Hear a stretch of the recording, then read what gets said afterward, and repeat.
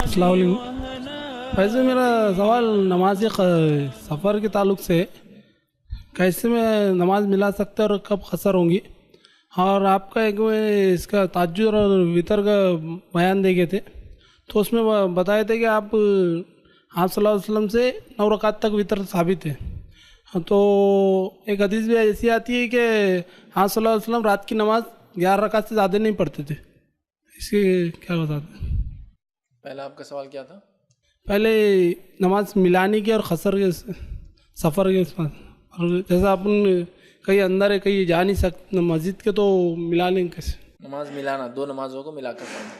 کس حالت میں ملائیں؟ جی، بھائی نے سوال کیا کہ دو نمازوں کو کس حالت میں ہم ملا سکتے ہیں. تو دیکھیے، دو نمازوں کو ملانے کے تعلق سے جو باتیں ملتی ہے، جس میں عبداللہ ابن عباس رضی اللہ عنہ کے کچھ عمل بھی ملتا ہے. ہنگامی حالت میں آپ دو نمازوں کو ملا سکتے ہیں، اور نمازوں کو لیکن پورا پڑھنا پڑے گا ہنگامی حالت میں. جیسے کہ بہت زیادہ بارش ہو رہی ہے، امکانات نہیں ہے کہ اب پھر سے مسجد آنے کا وقت ملے گا، تو ایسی حالت میں عبداللہ ابن عباس رضی اللہ عنہ کے کچھ قول اور ان کے عمل ملتے ہیں کہ وہ دو نمازوں کو ملا دیتے تھے، لیکن پورا پڑھتے تھے، ظہر کی 4 اور پھر عصر کی 4. اور نمازیں جہاں تک ملانے کا مسئلہ ہے تو صرف دو نمازوں کو ملایا جا سکتا ہے، دو نمازوں کے ساتھ، کوئی بھی دو کے ساتھ.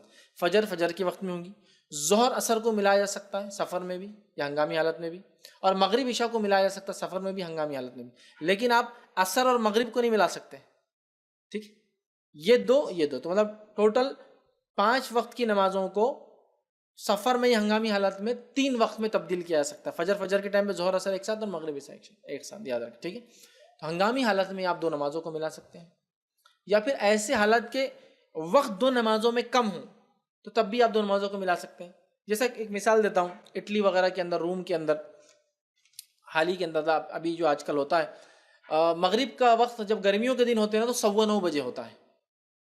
ٹھیک ہے، 9:15 بجے رات کے مغرب کا وقت، اور فوراً اس کے آدھے گھنٹے بعد عشاء کا وقت چالو ہو جاتا ہے. چونکہ ایک بار رات شروع ہوتی تو بہت جلدی شروع ہوتی، اور رات میں 2 بجے ختم بھی رات ہو جاتی. 9 بجے شروع ہوتی اور 2 بجے ختم ہو جاتی. بہت رفتار سے چلتا پھر مغرب کی رات کا ٹائم.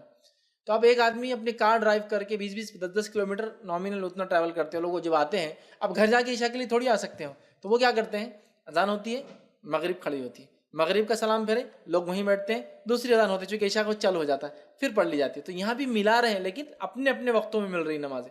مغرب کے وقت میں مل رہی ہے، عشاء کے وقت میں مل رہی ہے، لیکن دونوں کے بیچ وقت اتنا کم ہے کہ ان کو ملا دیا جا رہا ہے.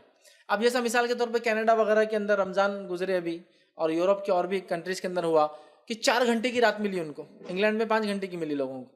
تو اب 4 گھنٹے میں ان کو مغرب پڑھنا ہے، عشاء پڑھنا ہے، تراویح پڑھنا ہے، سحر کرنا ہے اور فجر پڑھنا ہے، کہ تو رات ختم 4 گھنٹے میں.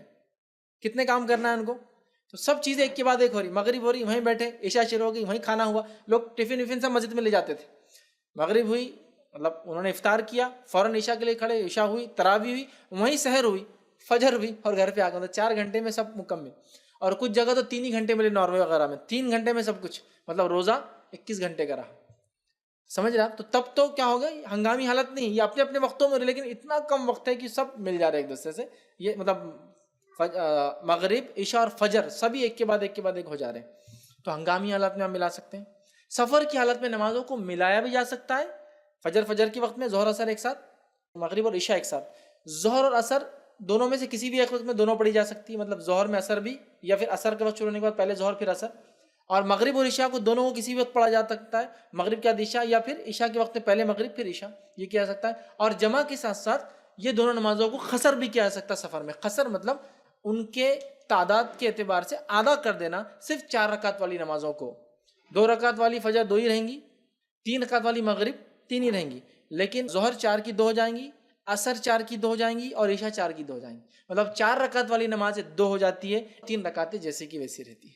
تو مطلب 4 کو آپ آدھا کر دے سکتے قصر. تو ظہر عصر آپ پڑھیں گے تو 2 ظہر کی 2 عصر کی، مغرب اور عشاء پڑھیں گے 3 مغرب کی اور 2 عشاء کی. اور وطر نبی اکرم صلی اللہ علیہ وسلم سفر میں پڑھتے تھے، اور اسی طرح آپ فجر میں 2 رکعت فجر سے پہلے کی پڑھا کرتے، تو لہٰذا اس کو بھی پڑھنا چاہیے.